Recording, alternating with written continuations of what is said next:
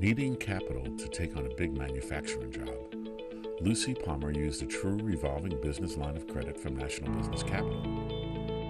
Day 1, Lucy receives $50,000 in a revolving credit line and uses $10,000 right away to take on a manufacturing job. Day 3, spotting a great discount on materials, she withdraws an additional $20,000 to get everything she needs, only paying interest on the money she's used so far. Day 9, Lucy receives a large check for completing her order.